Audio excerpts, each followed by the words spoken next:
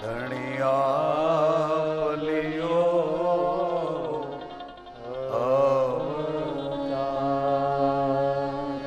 રામ રણ છોડન રામ દે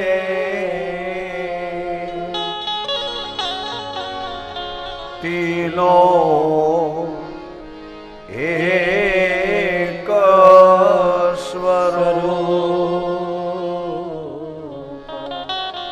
ગુરુલાલ કહે ભાવે ભજો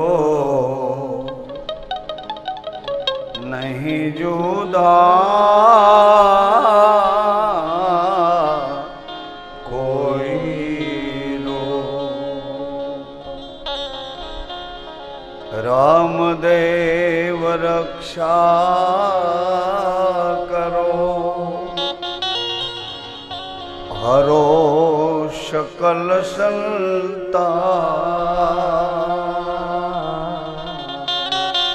સુખ કરતા સમર્થ ધણી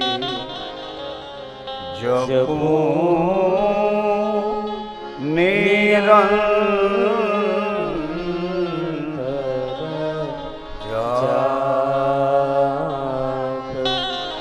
જપું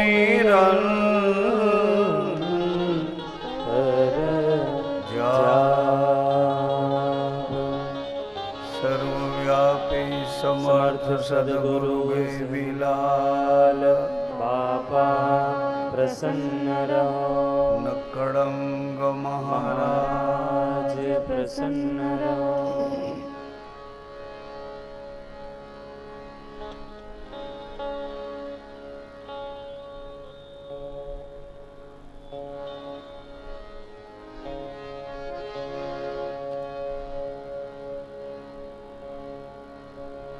સૂર્યપુર ઐતિહાસિક નગરમાં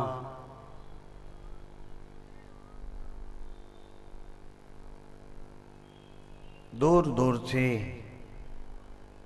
પુરુષાર્થની પગદંડી ઉપર પ્રારબ્ધ લઈને આપણે સૌ અહીં આવ્યા છીએ. એવો સરસ મજાનો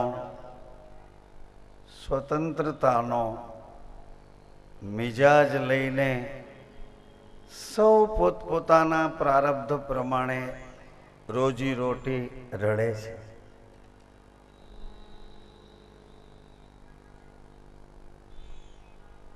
બધાને કોઈ પણ પુરુષાર્થ કરવો હોય તો કોઈની મનાઈ નથી.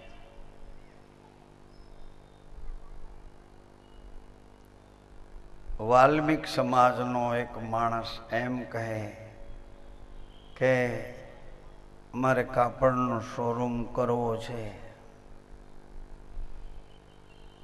તો એને ના ન પાડી શકાય એમ મારું આપને યાદ કરાવું. ના ન પાડી શકાય. ઊંચા કુળનો કોઈ એમ કહે કે મારે શૂઝનો શોરૂમ બનાવવો છે, તો એને ના ન પાડી શકાય. પુરુષાર્થ કરીને જીવન ગુજારો કરી કોઈ સજ્જન માણસોનો સંગ કરી લે છે તો એનું જીવન સુગંધવાળું બની જાય છે. કોઈ નબળા માણસનો કુસંગ કરી લે છે તો એનું જીવન અધોગતિમાં ચાલ્યું જાય. આ ઘટના આજની નથી. આ ઘટના તો ઘણા સમયની છે, પણ એ બધી ઘટનાઓમાં જે તાનાશાહી હતી, જો હુકમી હતી, આપણા પૂર્વજો ઉપર કેટલી બધી યાતનાઓ એને સહન કરવી પડી હતી, એ બધી બાબતોને ભૂલી જઈ અને અત્યારે સ્વતંત્રતા સુધી આપણને સૌને જીવવાનો અધિકાર મળ્યો છે, પણ સ્વતંત્રતાથી જીવવું હોય તો સ્વચ્છંદતા નહીં અપનાવવી જોઈએ. માનવતા સાથે રહીને સ્વતંત્રતાથી જીવી શકાય. આ બધા વિચારો દ્વારકાધીશને અજમલજી મહારાજ મારવાડ પ્રદેશમાં લઈ ગયા. પછી મારવાડ પ્રદેશની જે તે વખતની પરિસ્થિતિ ધર્મના નામે કુઠિત થઈ હતી. ધર્મના નામે, ધર્મના નામે જેટલી લોકો પર યાતનાઓ થતી હતી, બધી ધર્મના નામે.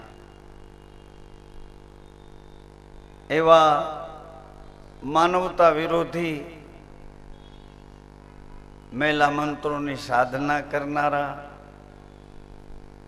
ભેરુ પંથીઓ, એક ભેરુના બધા અનુયાયીઓ એવડું જુલમ કરતા હતા કે પ્રજાના બાળકોની સલામતી નહોતી. આજે વર્ણન કરું છું તે પરિસ્થિતિ ભગવાન પોકરણ જ્યારે પધાર્યા ત્યારની પરિસ્થિતિ, અને એ પરિસ્થિતિ પછી અત્યારની જે સ્થિતિ છે. મને તમને આપણને કોઈને ખબર જ નથી કે આપણી ઉપર કયા બંધનો હતા અને અત્યારે કઈ પ્રકારની મુક્તિ આપણને મળી છે. રામદેવ શિક્ષા મહાપુરાણની અમારા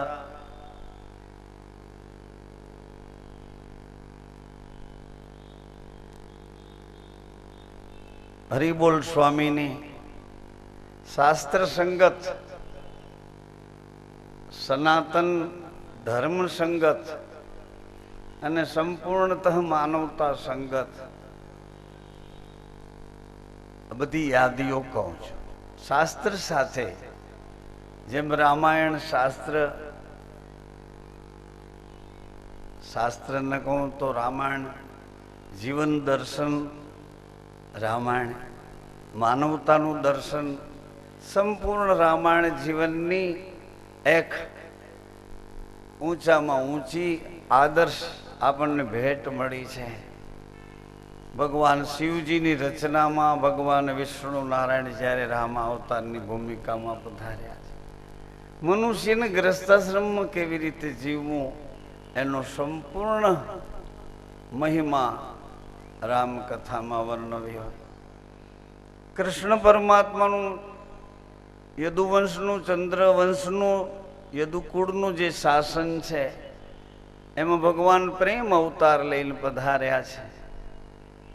ભગવાન રામા અવતારમાં એક અદ્ભુત લીલા એવી કરે છે કે ગ્રસ્તાશ્રમમાં પતિ ને પત્નીના સિદ્ધાંતો એકબીજાને જો પૂરક હશે,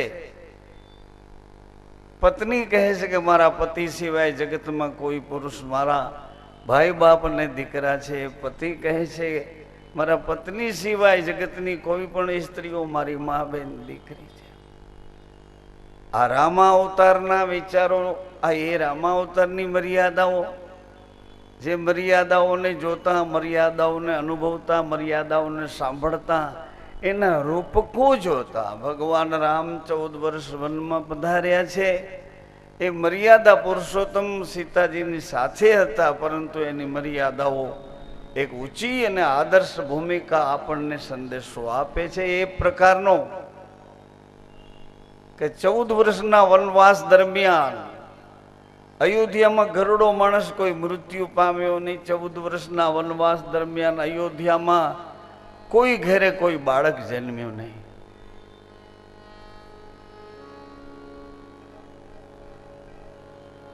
રામ અવતારની મર્યાદા ભગવાન વિષ્ણુ નારાયણ શ્રી હરિ પોતે જ રામા અવતારની ભૂમિકામાં પધાર્યા. ભગવાન પરમાત્મા કૃષ્ણ અદ્ભુત કળા લઈને આવ્યા. કળા અને સંપૂર્ણ પ્રેમની કળા. હું તમારો છું, તમે મારા છો. એનાથી આગળ ધર્મ ક્ષેત્રમાં તો ભગવાન એટલું બધું માનવતાની સાથે જોડાઈને પોતાનું સરળતા અને નિખાલસપણું બતાવે છે. અર્જુન એકને નથી કહેતા, આપણને બધાને કહે છે કે તું અહીં પહોંચી જા, અહીં આવી જા. ઇન્દ્રિયોમાં મસ્ત બની વાસનાઓમાં ડૂબી જનારા, મનમાની કરનારા, માયાળુ, મોહજન્ય આ સુખોમાં રચ્યો પચ્યો રહેનાર તું અહીં આત્મ સુખ સુધી તો આવી જા. હું એક એવો આત્મા છું કે મને કોઈ ક્રિયા કશી અસર કરતી નથી, એટલે હું તને કહું છું કે તું અહીં સુધી પહોંચી જા, તો મારો જે આનંદ છે એનો તને અનુભવ કરાવું. મને અનુસર, હું કહું તેમ કર. આ એક સિસ્ટમ, એક અદ્ભુત પદ્ધતિ નિયંત્રણની છે. પતિ ને પત્ની બન્યા ખરા, પણ હવે પતિ ને પત્નીનો ધર્મ શું, બંને વચ્ચેનો શુદ્ધ ને પવિત્ર સંબંધ શું? સૃષ્ટિની રચના કરવામાં પતિ ને પત્ની, પુરુષ અને પ્રકૃતિ, એનું ગૌરવ શું, એનું સ્થાન શું, એનું મહાત્મ, એનો મહિમા શું? ત્યાર પછી ભગવાન અજમલ ઘર અવતારી બની મરુધરામાં પધાર્યા છે. ત્યારે મરુધરાની માનવતા ધ્રુજતી હતી.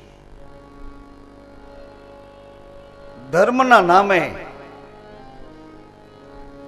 ધર્મ પુરુષો એવડા અત્યાચાર, એવડા જુલમ કરતા. એ પરિસ્થિતિ વચ્ચે ભગવાન દૂર ફેંકાયેલા નાના સમાજને વ્યસનોમાં, કુસંગોમાં, વાદ વિવાદ, કજિયા કલેશમાં કાંઈ નથી, એનું કોઈ નથી, આવા બની ગયા છે. જેની પાસે કાંઈ નથી અને સમાજમાં જેનું કોઈ નથી, આવો વિશાળ વર્ગ, એની દિશા તરફ ભગવાને બધાને આવકાર્યા. આવો આવો જીવન જીવવાની સરળતા લઈને આવ્યો છું, હું તમારો બનીને આવ્યો છું. ક્રાંતિકારી એવા પવિત્ર વિચારો, જે વિચારોમાં ઉચ્ચતમ, ઊંચામાં ઊંચી રહેણી પણ ભરેલી છે અને એકદમ સરળતાથી પાડી શકાય આવી સમજ પણ ભરેલી છે. બધા ભેગા મળી આત્માના સુખનો અનુભવ કેમ કરશો? રામદેવ શિક્ષા પુરાણની આ યાદીઓ આપું છું. આજ પ્રથમ દિવસે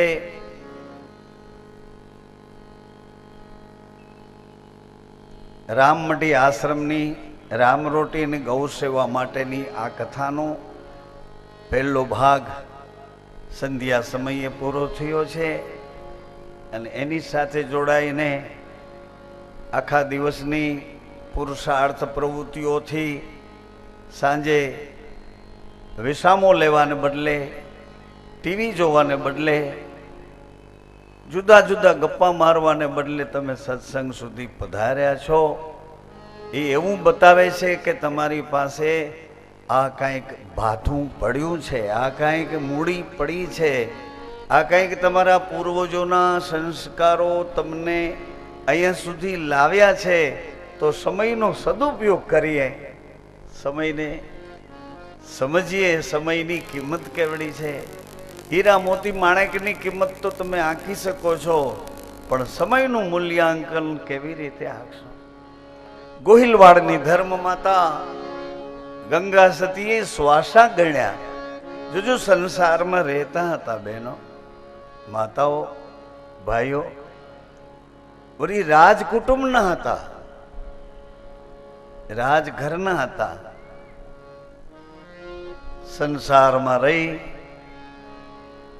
સંતોના, ગુરુજનોના વચનો પર વિશ્વાસ કરી એનો અભ્યાસ કરતા કરતા કહડસંગ બાપુ, ગંગા સતી અને બંનેની સાક્ષી એક પાનબાઈ આપે છે. એ લોકો શ્વાસા ગણી અને સ્થિર શ્વાસે જીવન જીવવાની રહેણી બતાવે છે. પોતે જીવીને એ જીવન જીવીને આપણને રહેણી બતાવે છે.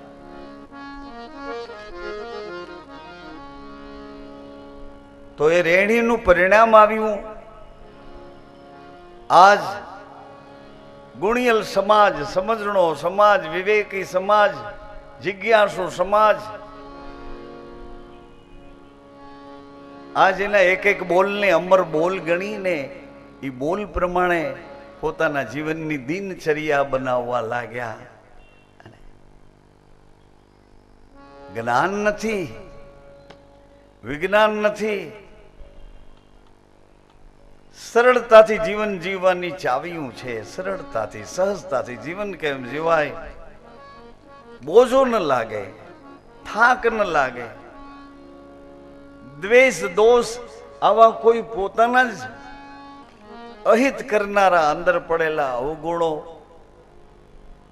અંદર રહેવા લાચાર થઈને બહાર નીકળી જાય. આવી અદ્ભુત રેણી વાળી ચાવીઓ ગંગા સતી, કળશંગ બાપુ, પાનબાઈ રોજ સત્સંગમાં એક એક પદ ગાય છે. અને એ પદનો સારાંશ અભણ માણસ પણ સમજી શકે. મારો કહેવાનો આશય એ છે કે સમાજથી દૂર ફેંકાયેલા, જેની પાસે કંઈ નથી ને જેનું કોઈ નથી, એવા એને રામદેવજી મહારાજે એક જ્યોતનું અજવાળું બતાવ્યું. આવો આવો આપણને મંદિરમાં કોઈ ના આવવા દે તો કશો વાંધો નહીં, આવું આપણે ઘેર ભગવાનને બોલાવીએ. આપણે ઘેર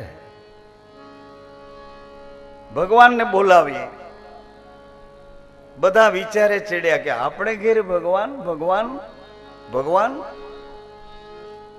આપણે ઘેર ભગવાન.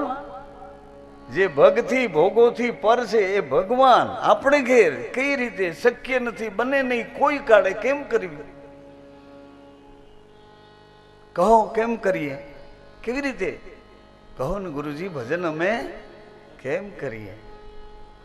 આ બધા અભણ હતા, જીદી હતા, વાદીલા, વેમીલા, હઠીલા, બધાય ગુણો અવગુણોમાં ફેરવીને એ અવગુણમાં જીવતા હતા. એમાંથી ભગવાનના સંદેશા મળ્યા એટલે ગુણ તરફ આકર્ષાયા. એકબીજાને વાત કરે છે કે તને શરાબ પીવાનું, દારૂ પીવાનું બંધ કરવું છે તારે? એ ઓલો માણસ કે હવે બંધ કરી દઉં, કારણ કે બધું લૂંટાઈ ગયું છે અને મારા શરીરનું હીર પણ લૂંટાઈ ગયું, હવે બંધ કરી દઉં. એટલે પેલો માણસ કે એક કામ કર, તો રામા પીર છે ને એની એક જોત કર, અને જોત કરીને એની પાસે રડતા રડતા કે મને આમાંથી મુક્ત કરી દો. પેલો માણસ આ તો સીધી સરળ અને સસ્તી દવા હતી, એટલે એને તો ઘેર જઈને જોત એટલે દીવો કર્યો. પેલા માણસે કીધું એમ એ રામાપીરનું નામ લઈ અને એને કાલાવાલા કર્યા કે મને આમાંથી મુક્ત કરો. એને વળી રાતના ભગવાન સપનામાં આવ્યા. સપનામાં આવ્યા તો એવો એને ભાસ થયો કે ભગવાને મને નવું જીવન આપ્યું. એને વળી બીજાને કીધું. આવી રીતે યુનિટી બંધાણી, બધાનો સમૂહ ભેળો થયો અને બધા એક ભગવાનના ગીત ગાવા માંડ્યા, રડતા રડતા પોકાર કરવા માંડ્યા. અરે ઘણી બધી પીડાઓમાંથી મુક્ત થવા માંડ્યા. આખી પદ્ધતિ ભગવાનની આવી રીતે શરૂ થઈ અને આવી રીતે ગામડાઓમાં, નેસમાં, ઝૂંપડાઓમાં, જંગલમાં, પહાડોમાં રહેતા, ખીણોમાં રહેતા, દરિયા કિનારે રહેતા બધે સંદેશાઓ પહોંચવા માંડ્યા. બધે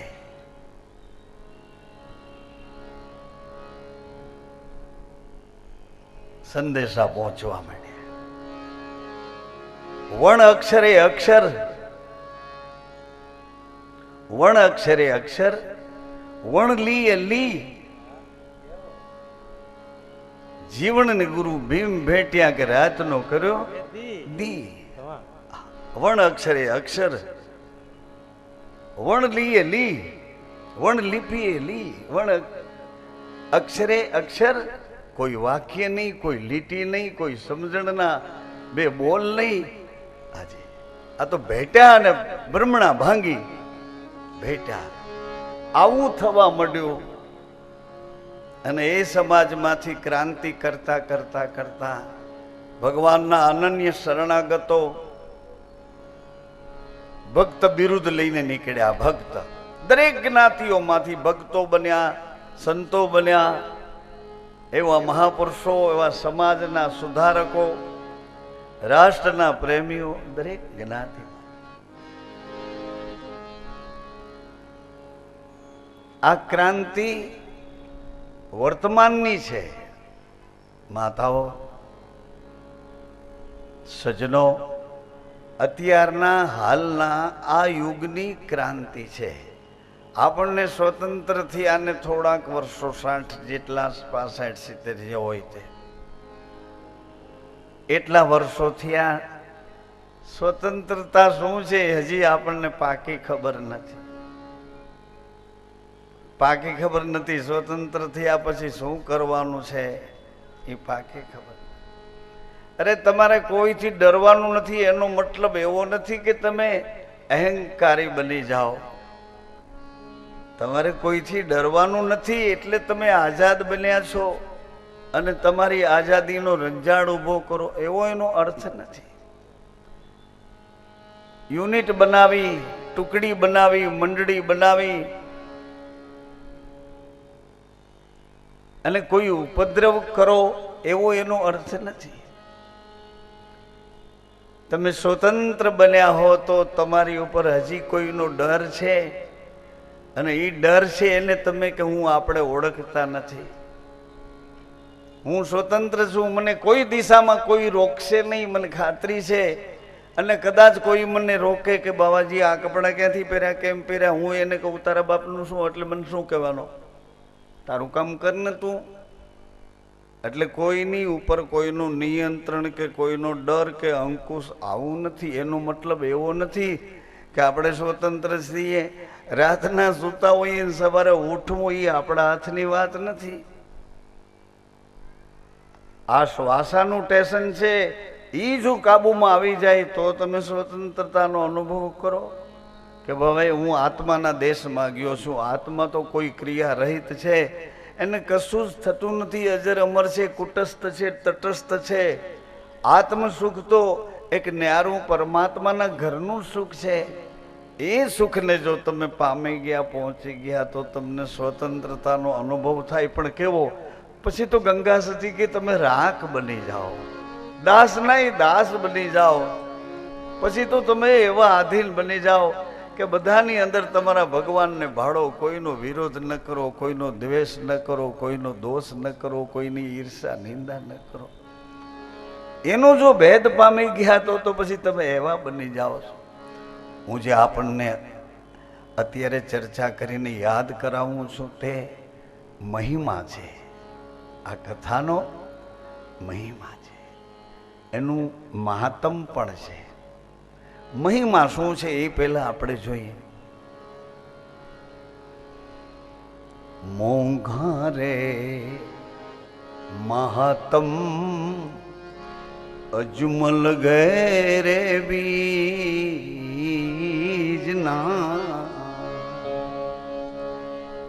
મોંઘા રે મહાત્મ મહાત્મ અજમલ ઘેરે.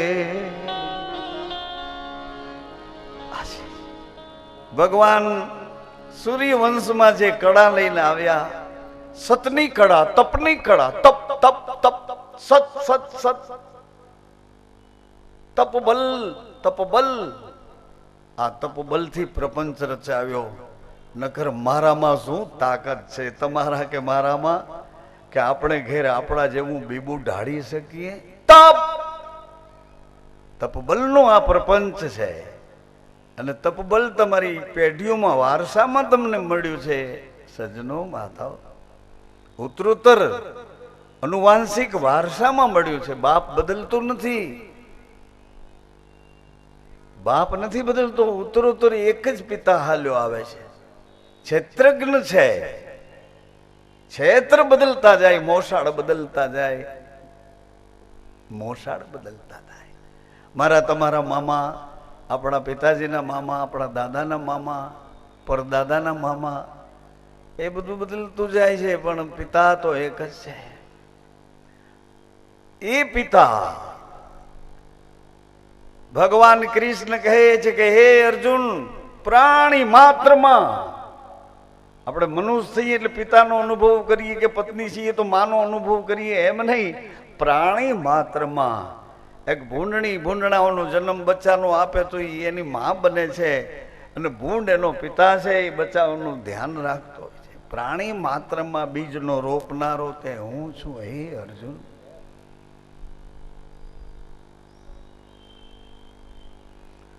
સૂર્યવંશમાં રઘુકુળમાં મર્યાદા પુરુષોત્તમનો સિદ્ધાંત, ચંદ્રવંશમાં યદુકુળમાં ભગવાન કૃષ્ણ પ્રેમ કળાનો સિદ્ધાંત. કૃષ્ણ પરમાત્મા પ્રેમની કળા શું છે? પછી તો પ્રેમ ભૂલી ગયા, આપણે મોહમાં આવ્યા, મોહમાં આવ્યા, અને મોહમાં આવ્યા પછી તો મોહ તો સકલ વ્યાધિનું મૂળ બતાવ્યું છે સંતો અને શાસ્ત્રોએ. બધી વ્યાધિઓનું મૂળ મોહ છે. મોહ સકલ વ્યાધિન કરમૂલા, સકલ વ્યાધિન કરમૂલા, તીન હિતકાર ઉપજત બહુસૂલા. મોહથી સૂળ બધાય દુઃખ બધાય મોહમાંથી ઊભા થાય, એમ શાસ્ત્રો અને સંતો કહે. કૃષ્ણ ભગવાનની પૂર્ણ કળામાં પ્રેમ હતો. એકબીજા માટે પ્રાણ આપી દે એવા એકબીજાના આત્માના ભાવમાં બધા રહેતા હતા. ધીમે રહીને પછી મોટા ભાઈનું ભલે ને થવું હોય તે થાય, તું તારું કરી લે, તું તારું કરી લે. બાપુજીને પછી ખાધા ખોરાકીનું રે નો રે, પણ તું તારું કરી લે. આ બધા મોહના ઉપકરણો છે. મોહ આને કરે, આવા દે તું તારું કરને, મોહમાં. એનાથી હું સવાયો બનું, મોહમાં. એને એવું છે તો મને એવું કેમ નહીં, મોહમાં. નકલ બધી મોહમાં શરૂ થઈને પછી મોહમાં ને મોહમાં આખો સમાજ વેર વિખેર થવા માંડ્યો. ભાઈ ભાઈથી અબોલા, બાપ પિતા પુત્રથી અબોલા. આહા, કોઈને ગમે નહીં. એક છેવાડાનો માણસ એની યારે બેસીને વાતો કરતો હોય ને સગા બાપ પાસે 1 મિનિટ બેસી શકતો ન હોય, સગા ભાઈને સહન કરી ન શકતો હોય, આવો આ યુગ આવ્યો. મોહમાં મોહમાં. પછી ભગવાન કૃષ્ણ પરમાત્માએ અજમલજી મહારાજ જે નંદ બાબા હતા એને વચન આપ્યું હતું. એ કૃષ્ણ પરમાત્માએ વચન નિભાવવા માટે અજમલજી સાથે મરુધરામાં આવી, અને વધુ ત્યાં જરૂર હતી, ખૂબ ત્યાં જરૂર હતી. જે ધર્મને નામે ઉપદ્રવ હતા એ બધા મિટાવવા માટે મરુધરામાં ભગવાન પધાર્યા. ત્યારે એણે પણ ધર્મની સ્થાપના કરી. ધર્મ સંસ્થાપના અર્થે રામ ભગવાન ધર્મ સ્થાપના કરવા પધાર્યા, તો કેટલું સહન કરવું પડ્યું ધર્મની સ્થાપના કરવા માટે. આ કોણ છે? તો કે પિતા. અને પિતા હોય તો પિતાની આજ્ઞા માટે પ્રાણ દઈ દેવા. આવી એક ઘટના ભગવાન રામચંદ્રજીએ સિદ્ધ કરીને મૂકી કે આ પિતા માટે આટલું કરવું છે. પિતા માટે પ્રાણ આપવા હોય તો આપી દેવા જોઈએ, આપી દેવા જોઈએ. આવો પિતાનો મહિમા, માનો મહિમા. અરે માં ભલે ને કે વનમાં જા, માં ભલે ને કે મારા ભરતને ગાદી, માં ભલે ગમે તે કે, પણ માની આજ્ઞા છે, પિતાની આજ્ઞા છે. તો ભાઈઓ પણ એવા નીકળ્યા ને, મને રાજ નથી જોતું, મને રામ જોયે છે. મને રાજ નથી જોતું, ભરતજી કહે છે મને રામ જોયે, મને ભાઈ જોયે છે, રાજ નથી જોતું.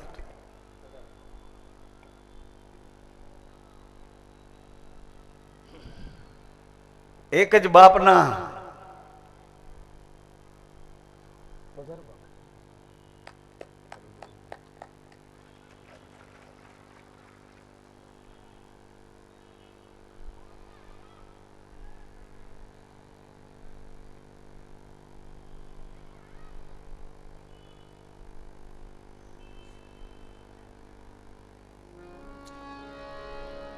આદરણીય પૂજ્ય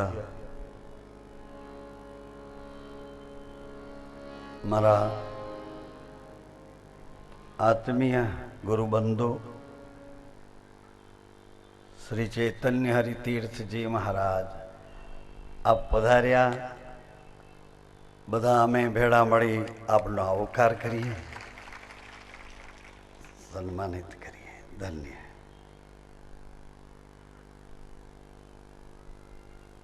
મોહ શકલ વ્યાધિન કર મૂલા, પરંતુ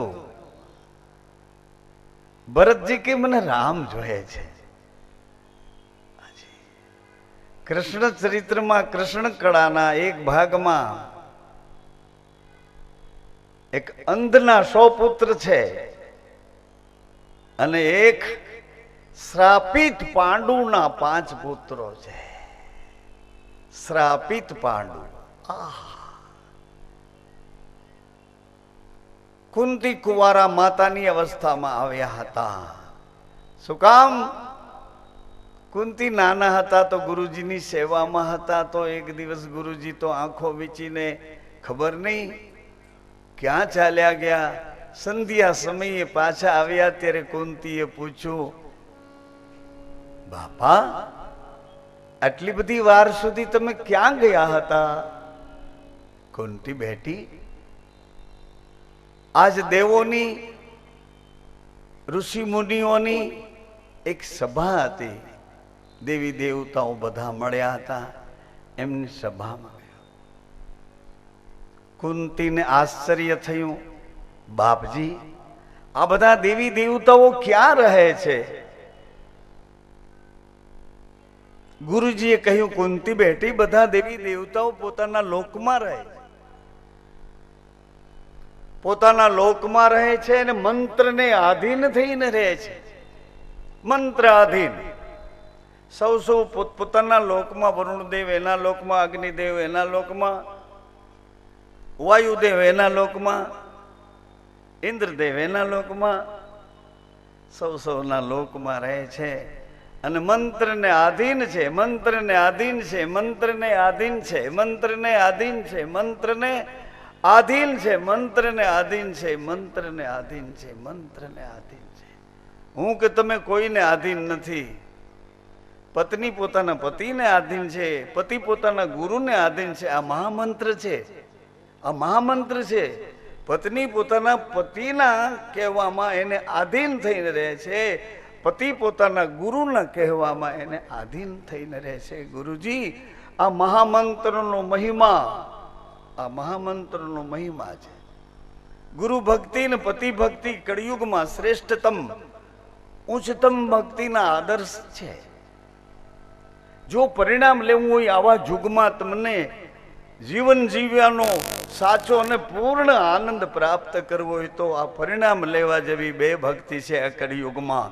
એક પતિ ભક્તિ. તમને એમ થાય આ ફિલ્મો જોઈ, ટીવીઓ જોઈ, અડધા ઉઘાડા ને અડધા નાગા ઢાયકા ચારેકોર રખડે છે, એ બધાને જોઈ જોઈને તમારી બુદ્ધિ ભ્રષ્ટ થઈ ગઈ હોય તો તમને નક્કી ન થાય. નક્કી ન થાય. અરે તમારા આત્માનું સુખ તમારી અંદર પડ્યું છે, એ દિશા તરફ કેમ જઈ શકાતું નથી? આ બીજા બધા સુખો જ્યાં જવાના જડ જેવા છે, ઇન્દ્રિયોના સુખો, વિષય આ ભોગા ઇત્યાદિ જે સુખો છે એની પાછળ દોડીએ છીએ, પરંતુ એ સુખ કોઈ દિવસ તૃપ્તિનો અનુભવ થવા દેતા નથી. અખંડ સુખ, પરમાત્મા સાથે જોડાયેલા જીવનમાં અખંડ સુખ એના એ શરીર દ્વારા, એની એ ઇન્દ્રિયો દ્વારા, એની એ સમજણને તોડી સત્ય અને પ્રેમપૂર્ણ કરીને જીવવાની ચાવી લઈને, ઇન્દ્રિયો એની એ છે. જે વાસનામાં સાથ આપતી હતી એ જ ઇન્દ્રિયો ઉપાસનામાં સાથ આપે. જે બુરાઈઓમાં સાથ આપતી તે ભલાઈઓમાં પણ સાથ આપે. જે ભૂંડાઓની બારીઓ છોડતી હતી એ ગુણવાચક ભગવાનના નામ લેવામાં એટલી તમને સાથ આપે. તમારી પાસે પડેલી સામગ્રીનો સદુપયોગ કરવા માટેની આ બધી ચાવીઓ છે ને સરળતાથી આપેલી છે. અભણ